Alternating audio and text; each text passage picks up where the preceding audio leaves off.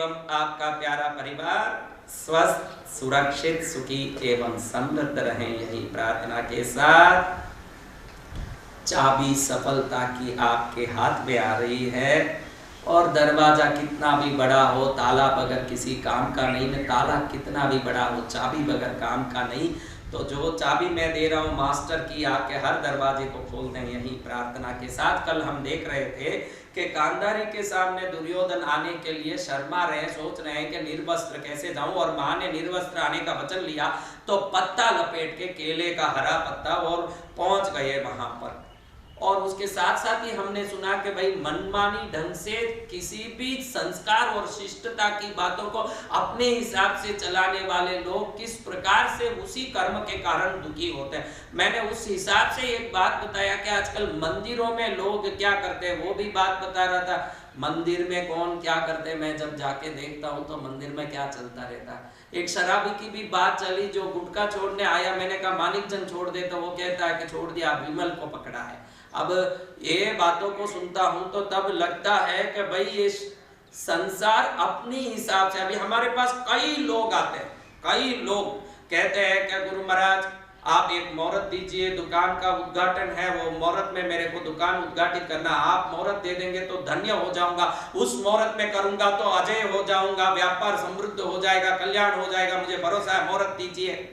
तो अब उठाते हैं हम लोग पंचांग।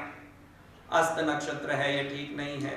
स्वाति नक्षत्र है, और लेकिन उस दिन में गंड योग आ रहा है, ये ठीक नहीं है। विशाखा नक्षत्र अच्छा है क्योंकि पार्श्वनाथ की पांचों कल्याणक उसमें आई है, ये बहुत उत्तम मुहूर्त है। लेकिन उस दिन सुबह का जो मुहूर्त देना चाहिए, क्योंकि कोई भी दुकान सुबह सुबह में सूर्योदय के समय पहला खुल जाए तो वो दुकान की अमरता रहती है। उस समय में तो ये गुलिक काल आ रहा है, ऐसे सब सोच के फिर मैं कहता हूँ कि तू 15 तारीख को सुबह में मेरे हिसाब से सूर्य होरा में, सूर्य के उपहोरा में नवांश भी मिल रहा है, बहुत बढ़िया है। तो इस मुहूर्त में इसको दुकान को शुरू कर दे बेटा, ये ले मुहूर्त। तो ऐसे खड़े खड़े ऐसे ऐसे ऐसे करता है। मैं कि भाई मैं तो डांस वांस देखता हूँ नहीं, मेरे को इसमें कोई रुचि नहीं है, ये क्या नाच रहा है। वो कह रहा नहीं महाराज शर्म आ रही है बोलने में, नाच नहीं रहा हूँ, बड़ा शर्म आ रहा है।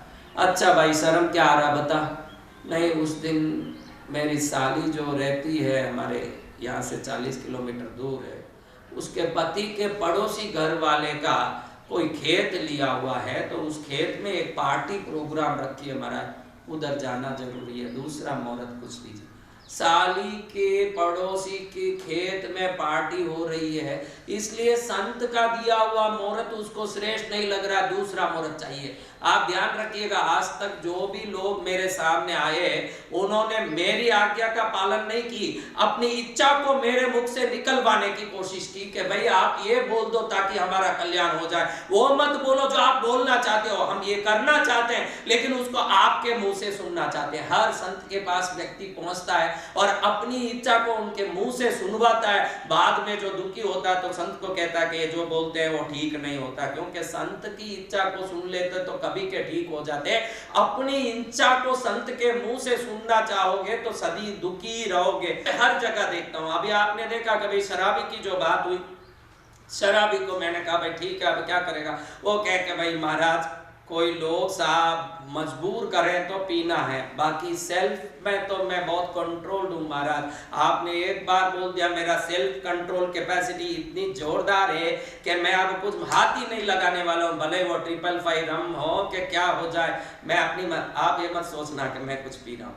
अब आपको ये बता दूं कि ये सब विचार देख के मैंने कहा कम से कम something is better than nothing. जब पूरा ही रगड़ता फिरेगा, इससे अच्छा कोई तो कंट्रोल में आएगा, ऐसा बोल के ठीक है सौगन ले ले, कोई भी तुझे कंपल करे तो ही पीना, नहीं तो तू शांति से बैठना। बहुत अच्छा किया हमारा ओ सिरे, हमारे जैनों में हम कुछ भी है तो एक ओ सिरे कर देते हैं, तू पकड़ मैं पकड़ाया, वो तो ओ सिरामी कहता है, वो कहता है मैं पकड़ लिया, हम सोच लेते हैं वो पकड़ लिया, दोनों खुश हैं। अब क्या पकड़ा न क्या नहीं पकड़ा राम जाने। अब थोड़े दिन बहुत समय हुआ, ऐसे ही गड़ा तुला ऐसे ही आया, इस बार पत्नी तो आई, साथ में और एक आदमी हाथ पकड़ता आया, इतना दुर्बल हो गया। अब मैंने पत्नी को कहा भाई इसने छोड़ा, कि बिल्कुल छोड़ा महाराज, आप बोले ना वो खुद पीते ही नहीं है। मैं क्या पीता नहीं है? बिल्कुल पीता नहीं हूँ, बिल्कुल हाथ नहीं लगाता हूँ। फिर ये आदमी साथ में क्यों इतना दुर्बल हो गया, कैसे हो गया? ये कौन है? इसको रखा महाराज, जब से आपसे वचन लिया उस दिन से इसको साथ रखा है। अरे काई लिए साथ रखा? नहीं, आपने बोला ना कंपल करे तो पीना, तो ये मेरे को कंपल करता है, टाइम टाइम पर मेरे को कंपल करता रहता है कि भाई अब कंपल कर रहा हूँ, ध्यान रखिए गुरु महाराज का वचन है, मैं कंपल कर रहा हूँ। हाँ ठीक है, जैसे ही कंपल्सन आ जाता है तुरंत बाटल उठाता हूँ महाराज। अब ऐसे मनमाने ढंग से धर्म और उसके वचन को जो पालन करते हैं उससे कल्याण कैसे होगा, ये मेरी सोचने जैसी बात आपके सामने रख दिया। मंदिर में भी जाता हूँ, 2 प्रवचन पहले वो बात छूट गई कि मंदिर में क्या देखता हूँ। आपको मैंने बताया कि जो व्यक्ति अकेला जाता है तो पैरों को पटकते जाता है, जैसे ही सामने अपनी बेटी का ससुर को देख लेता है तो एकदम ऐसे चलता है जैसे साक्षात यही वशिष्ठ ऋषि का पुत्र हो। ऐसे चलेगा और ऐसे ढंग से दिखाएगा ना, उनको देख के ऐसे खड़ेगा जैसे रास्ते के एक एक नाली को इसी ने मापा हो, और इस प्रकार से चलेगा। मंदिर में भी हम देखते हैं, जैसे ही मैं प्रवेश करता हूँ, हमारे मंदिर में कृष्णगिरी में क्या 3 दरवाजे हैं, साइड के 2 दरवाजे, फ्रंट का मेन दरवाजा। मैं इधर आश्रम से निकलता हूँ तो साइड दरवाजा नजदीक पड़ता है, हरदम साइड से जाता हूँ, और लोग जो बैठे रहते हैं उनका दिमाग मेन दरवाजे से लगा रहता है। तो जैसे ही मैं घुसता हूँ उनको मालूम नहीं पड़ा कि कोई घुस रहा है, लेकिन मैं देख लेता हूँ। जब वो अंदर घुसता हूँ तो देखता हूँ हमारे में क्या, जैनों में ऐसे बैठ करके ऐसे प्रभु के सामने प्रार्थना करने का एक विधान है। अब ऐसे बैठ करके वो एक आदमी ऐसे ऐसे ऐसे ऐसे करता रहेगा और जैसे प्रभु के साथ झूला खेलता हो ऐसे बैठ के आराम से वो कुछ बोलता रहेगा। और एक जाप करने वाले को मैं देखूं, पास में कोई जाप कर रहे हैं तो वो भी बैठ के ऐसे नमो अरिहंताणम, नमो सिद्धानम, नमो आयर्यानम, नमो। बीपी जो हाईएस्ट लेवल पर आ जाए वो भी ऐसे चक्राता नहीं होगा, ऐसे एक चक्कर खाते ऐसे इस प्रकार से बैठे होंगे कि पूरा चक्कर उनके जीवन का पूरा चक्कर उनका हाथ में आ गया हो। इस प्रकार से आलड़ा दलड़ा करते रहेंगे। जैसे ही मेरे को देखा, देखिए अब वो कैसे जाप कर रहा था, मैं घुसा और वो नहीं देखा, तब कैसा था वातावरण। नमो अरिहंता, नमो सिद्धा, नमो आयर्या, नमो ओझाया, ऐसे करना। जैसे ही मुझे देखा, देखिएगा जैसे ही मैं घुसा, घुसते ही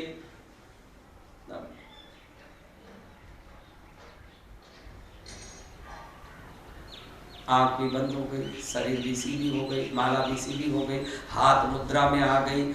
ये जो माथा कुचल रहा था, ये जो पीठ रपेट रहा था, ये लबूर रहा था, ये ऐसे ऐसे घुमा रहा था, कपड़े को ठीक कर रहा था। मैं देखता हूँ कि जिन व्यक्तियों का अपन एक काम बोले तो नहीं करते हैं, जाप के समय में एक समय में 20 काम करते रहते हैं। ये शक्ति उसमें कैसे आ जाती है ये तो राम जाने कि उस समय में कैसे आती है। जैसे ही मुझे देखा ऐसे सीधा हुआ, मैं मन में सोचता हूँ कि इतना सीधा ये ईश्वर मुझे देख रहे हैं, मैं उनकी जाप कर रहा हूँ, ये जागृति के साथ हो जाता तो इसका जाप तो कभी का सिद्ध हो जाता। सिद्ध तो इसलिए नहीं हुआ कि हम जैसे चवन्नियों को जितनी इज्जत दी जा रही है उतनी इज्जत ईश्वर के सामने बैठ के उनको भी नहीं दी जा रही है। तो कैसे होगा, क्योंकि उसको पत्थर मान के बैठा है कि पत्थर के सामने बैठे हैं, कुछ भी करो। हम जैसे लोग पहुंच जा रहे हैं, गुरुजी देख रहे हैं, गुरुजी देख रहे हैं तो अच्छा थोड़ी लगेगा, सीधा हो रहा है। गुरुजी नहीं, गुरुजी के बाप परमेश्वर देख रहे हैं।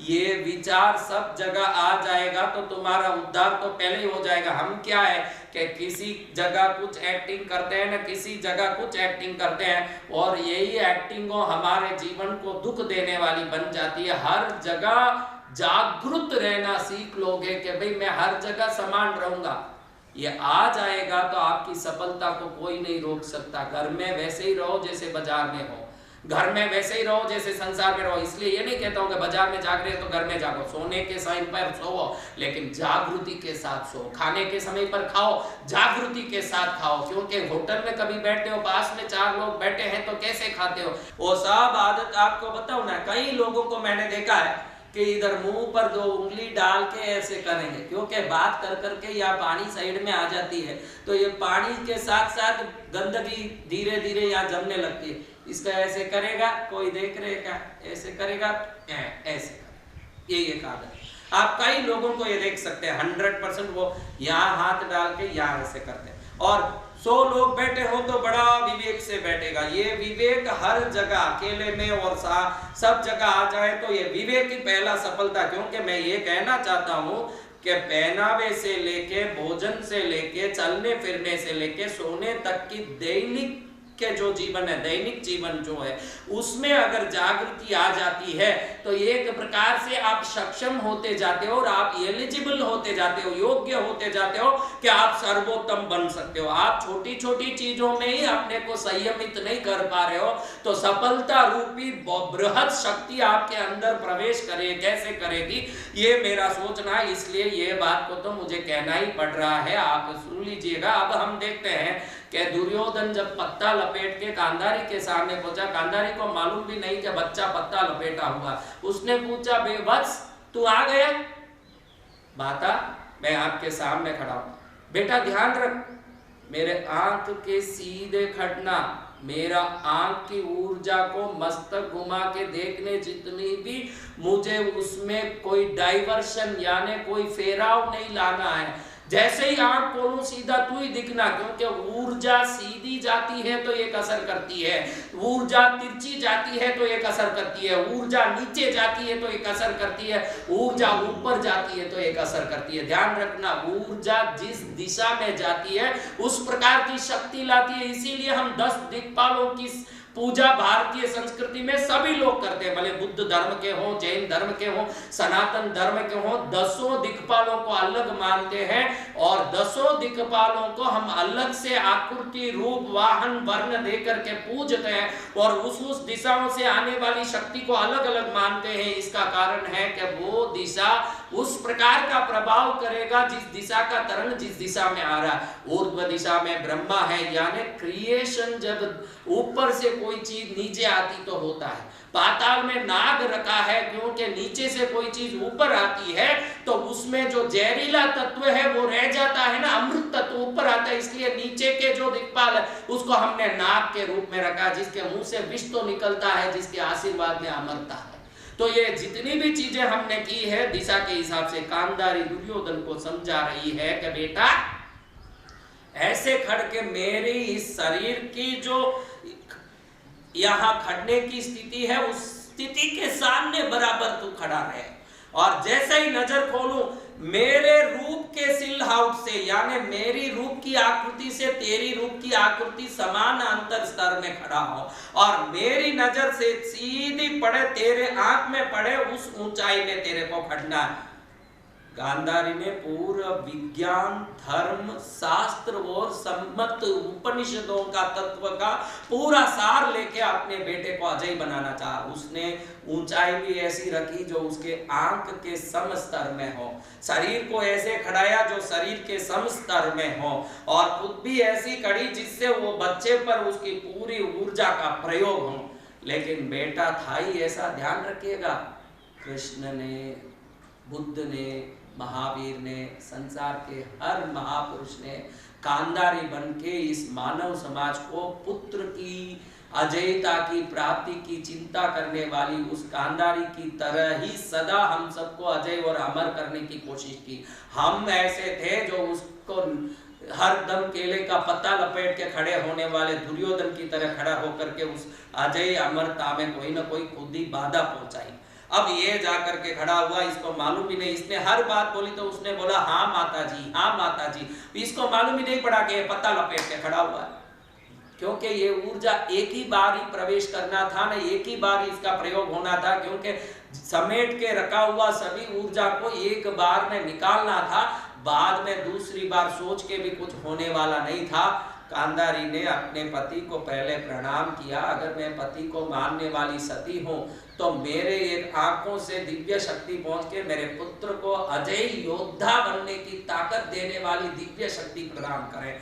बड़े भाव से प्रार्थना की अपने इष्ट को, अपने वंश के देवताओं को, कुल देवताओं को। बड़ा उसने अंतर में बड़े प्रेम और शक्ति भाव से इस कार्य को संपन्न करके जब अपने आसपास के सभी जितने भी दरवाजे पर खड़े हुए सेना वीरों को निकाल दिया, दरवाजे सब बंद कर दिए, सभी तरफ के दरवाजे बंद हुए।